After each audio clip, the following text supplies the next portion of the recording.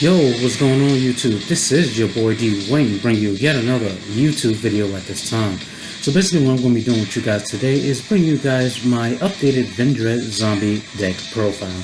So I had a couple of viewers request specifically for this. So I'll make sure to let them know when I got it in the mail. I was going to definitely, put up a deck profile for you guys. So basically it literally just came in the mail today. So I just went ahead, doing the stuff that I needed into the rest of the ratios of the deck and just got it. Basically I'm done. So with that being said, I am ready for this deck profile. So let's get straight into it, not waste any more time.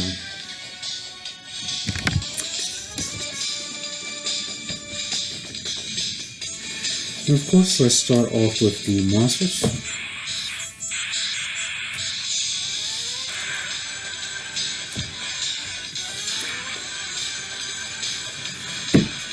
Alright, first, Triple Slayer, of course. This ratio, I believe, is going to change anytime soon. Unless we get better, ritual monsters. This will definitely stay at 3 because this is by far the best of the two we have so far. So, no real need to go into. You guys should have a pretty good idea as to what Slayer does.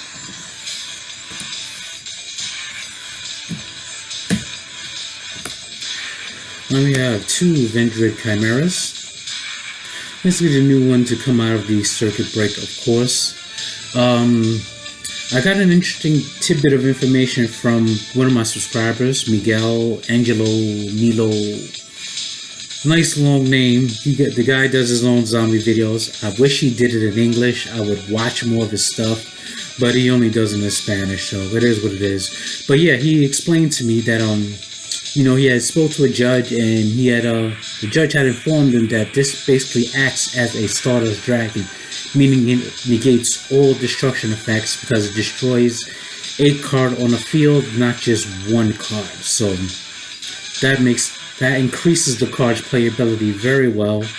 I like the fact that it can do that now. So we have ourselves a zombie starter's dragon, even though not even starter's dragon is that good nowadays anyway. So you guys already know it's still pretty decent for stopping, Twin Twisters, Dark Holes, Raigekis, anything that destroys, so on and so forth.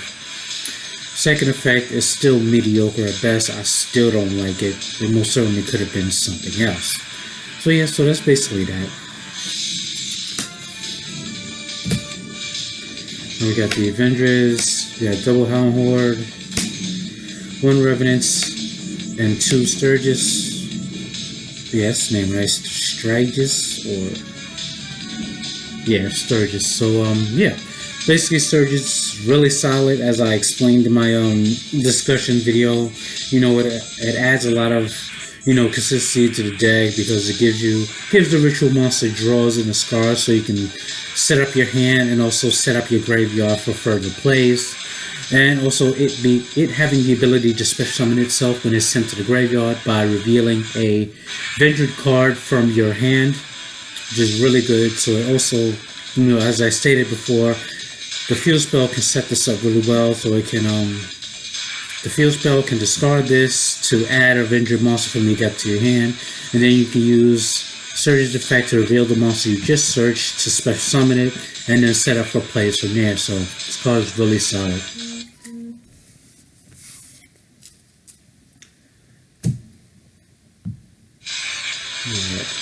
Alright, then we have the generic support, of course.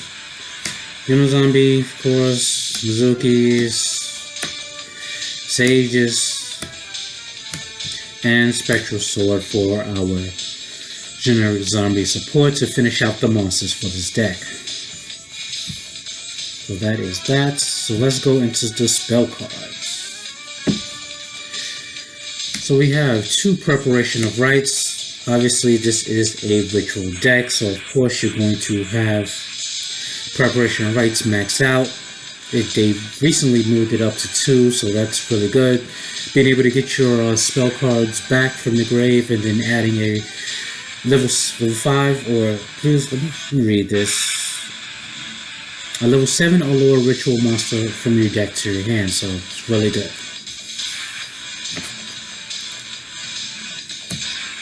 We got the one barrier from a different dimension. Even though we're at 2 now, you know, 1 is still fine. You can put in 2 if you want, but just stick it with 1 for now. We have the ritual spell card, of course. The best ritual spell card. That trap is... anyway. Yeah. Definitely max out on these if you have the opportunity to max out on these.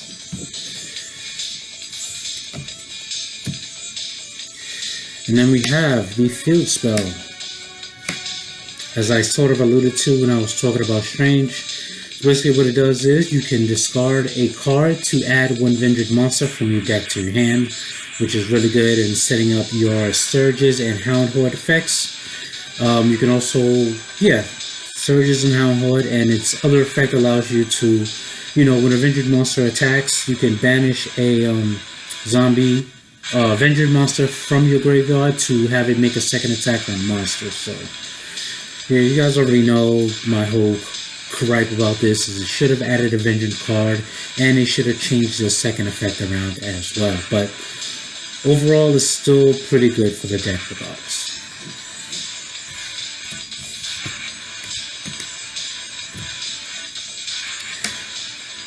And of course, 3 pre-preps, of course. You have to have 3 pre-preps if you want to get into your rituals as quickly as possible. So yeah, definitely max out on these.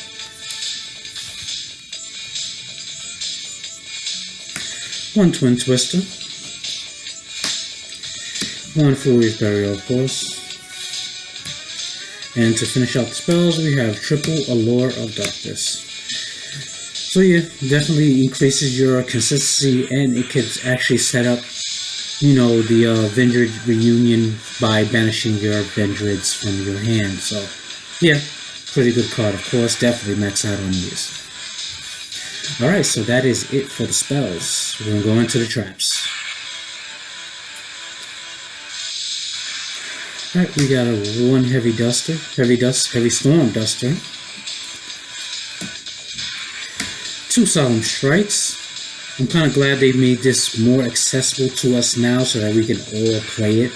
I'm surprised they still haven't hit it yet, but, you know, yes, we take advantage of it while we can. So, yeah. We have 2 Full Force Viruses. Now, shout out to Busted for these texts. I've been loving this card, you know, because it's so easy to set up. You know. Basically, what it does is it hits monsters with 1500 or less defense by attributing a dark monster with 2000 or more defense from your field. So, yeah, this kid rape a lot of decks. So, yeah, it's really good. I'm loving this. And we have Vendread Reunion, of course. This super situational card. I'm only going to run 1 of because it only makes sense to run 1 of. Yeah, basically it activated. You have your banished in the grave. You can special summon those, face down defense position, tribute those to summon a Vendread ritual monster you have to reveal in your hand. And, you know, it acts as pretty good for a ritual summon in, you know, on your opponent's turn and on your turn if you don't have access to the ritual spell, which I don't know why you shouldn't have access to the ritual spell with all the preparation of right cards that you run. But yeah, you know, just in case, basically. So yeah, that's that. And last but not least, we have 1 Lost Wind. Still like to keep plenty of negation, because you know monster effects are still very heavily reliant on these days. So yeah, as I always say, the more monster effect negation you have, the better off you are in the game, period. So yeah, so that's that. So that is it for the main deck. So we're going to go into the extra deck.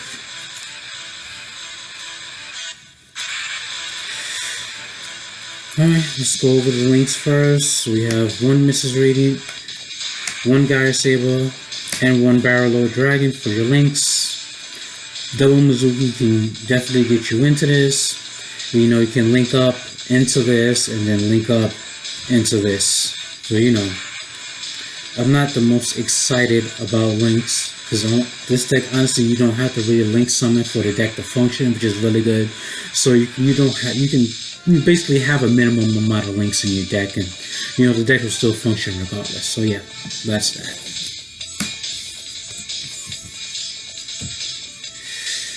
And we have one Samurai Saga, of course, one Vendread Zombie Skull, one Starter Charge Warrior, still pretty decent for getting you your draws when you synchro. And we have the newest synchro to come out of the Circuit Break pack, which is Samurai Destroyer. So basically what this card does is when you battle a monster, basically in Archimedes, your opponent can't activate anything until the end of damage step, and it negates the monster's effect during the battle phase. And the other effect is not really relevant to this deck because I'm not playing machines, but when this card is, I guess, sent to the graveyard, you can target a machine type monster in your graveyard and special summon it.